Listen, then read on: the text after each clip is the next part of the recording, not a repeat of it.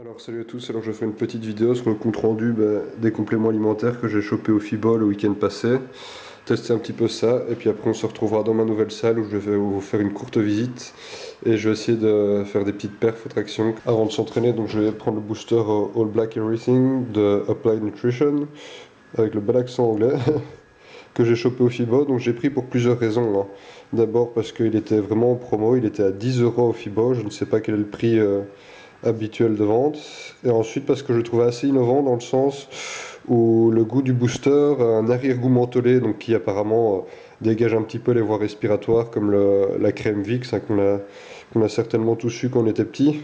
Bon, la composition elle est correcte mais pas exceptionnelle, hein.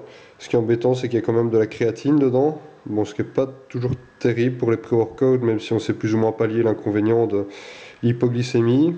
Il y a 4 grammes de bêta-alanine, ça c'est toujours bien parce que la plupart des boosters ils sont sous-dosés en bêta-alanine, donc ça va juste donner les picotements, mais l'effet recherché ne sera probablement pas là. 8 grammes de citrulline, c'est encore une fois, bah oui, c'est super bien dosé aussi par rapport à d'autres boosters. Et 200 mg, donc là il est marqué théacrine, si je ne me trompe pas, donc c'est de la théine.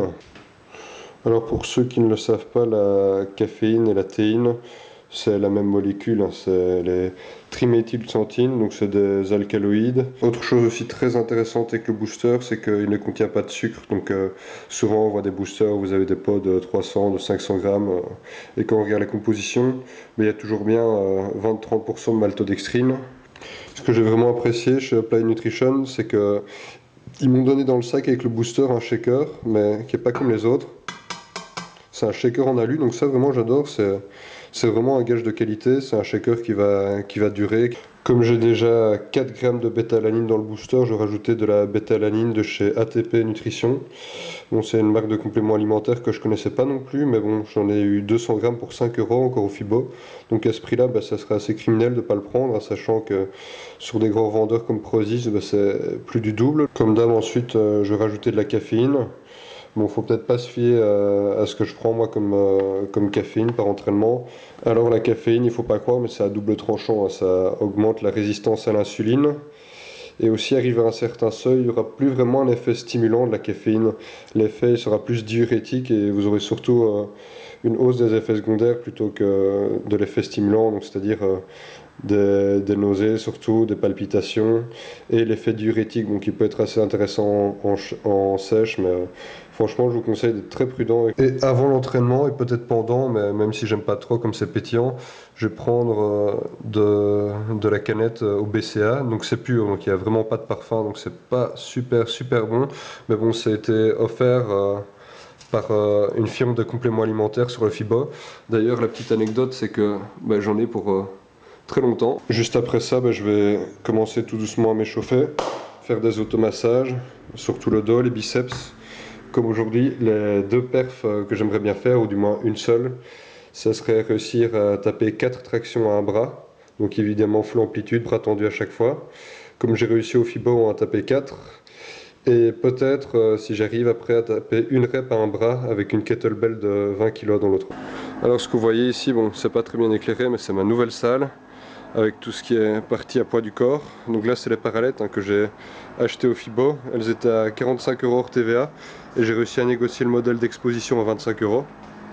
Là j'ai tout ce qui est accessoires automassage, la roulette à abdos, les élastiques pour m'échauffer, barre d'haltère de 50, la petite barre de 15, ma machine pour faire les avant-bras, le sac de frappe. Alors ici c'est mon plus grand secret de l'entraînement que je devrais mettre dans le PDF que je vais bientôt sortir, mon e-book. C'est que toujours avant d'aller faire des tractions et surtout en lesté, je me déleste à ma façon. Donc moi c'est toujours hors de question de sortir une perf sans aller chier un grand.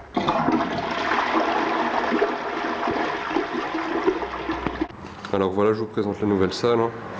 J'ai déménagé tout mon matériel. Alors gros avantage par rapport à mon ancienne salle, c'est que le sol c'est du béton, c'est très solide, donc j'ai déjà vu au squat que c'était beaucoup plus facile, j'avais des meilleurs appuis. J'ai quand même quelques nouveautés, donc là j'ai attaché mes sangles TRX à la poutre, mais j'ai aussi mis des anneaux et une barre de traction murale. Donc encore une fois c'est un max de stabilité, une meilleure prise, j'ai beaucoup de rangements, donc là j'ai notamment toutes mes ceintures. J'ai mon rack à haltère, j'ai remis mon poste à dips aussi dans la même pièce. Mon pupitre à biceps, ma machine, ma poulie donc qui est toujours là. Là j'ai tous mes accessoires, donc collier de serrage, accessoires de tirage, les sangles, les AB Sling, le shooter Warrior Gear et ma trap bar. Alors là j'ai toujours ma barre olympique de 2,20 m avec le socle pour le rowing T-bar et la poignée. Donc ça, la poignée, c'est vraiment l'accessoire que je vous conseille, qui est vraiment pas cher, qui convient. Donc le rack, bah, pas de changement, hein, je l'ai déménagé. Je laisse toujours les chandelles en position haute, comme maintenant ça ne me sert plus que pour le squat. Donc ici c'est vraiment le coin pour tout ce qui est à poids du corps, hein. J'ai le poste à dips, j'ai les anneaux gymnastiques, j'ai la barre de traction avec les accessoires. Donc là j'ai toujours ma chaîne avec le mousqueton. Donc moi ce qui est particulier, c'est quand je me leste, j'utilise toujours une chaîne donc qui fait 6 kg. Je trouve ça beaucoup plus confortable pour la charge plutôt que de mettre un gilet lesté ou une petite chaîne qui est moins confortable. Et ici j'ai toute ma réserve de kettlebell. Donc une kettlebell de 6 kg, de 9 kg, de 16 kg, de 20 kg, de 24, de 32 et la grosse kettlebell de 40. Là bah, c'est mon range disque, mon banc pliable. Et alors la petite nouveauté aussi, c'est que j'ai un compte à rebours digital. Donc j'ai relié ici sur mon contrôleur de charge. Donc j'ai fait moi-même une petite installation solaire photovoltaïque avec un onduleur. Donc j'ai vraiment des sorties en 230 volts comme habituellement, avec ma petite provision d'énergie. Donc beaucoup de spots lumineux, mais bon, je vais quand même encore devoir refaire toute une ligne d'éclairage. Comme pour tout ce qui est tournage, photo et vidéo, c'est pas terrible du tout. Et quelques petits travaux sur la toiture, mais bon, ça presse pas, c'est totalement vivable, c'est assez agréable pour s'entraîner. Ici j'ai toujours ma machine leg curl leg extension qui est vraiment super sympa, sur laquelle je peux mettre des élastiques. Le pupitre à biceps que j'utilise vraiment, mais de moins en moins, je m'en sers pratiquement que pour faire du curl en pronation. Ici j'ai toutes mes ceintures, donc je pourrais peut-être faire une vidéo sur les ceintures. Ceinture de bodybuilding, la ceinture à rivets, la ceinture à levier. J'en ai quand même beaucoup, j'en ai même acheté une au Fibo à 25 €.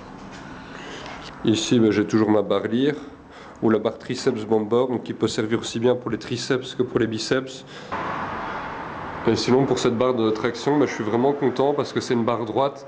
Il y en a beaucoup qui râlaient avec mon ancienne barre parce que c'est une barre coudée et certains disent que les perfs c'est pas toujours valide là-dessus, ou que c'est plus facile, qu'on a un valgus c'est beaucoup plus facile. Donc là vraiment c'est un trollable, c'est la barre la plus simple qui puisse exister.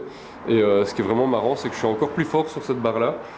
Et l'objectif du jour, ça va vraiment être de taper 5 reps à un bras. Et alors une rep à un bras, mais avec 20 kg de lest. Donc ça va être la kettlebell de couleur bleue qui est juste là. Donc je vais m'échauffer, vous montrer un petit peu comment je m'échauffe aux tractions. Donc ça va pas être comme mon entraînement habituel, comme là vraiment je vise des perfs. Habituellement je commence par du soulevé de terre, la trap bar. Les épaules.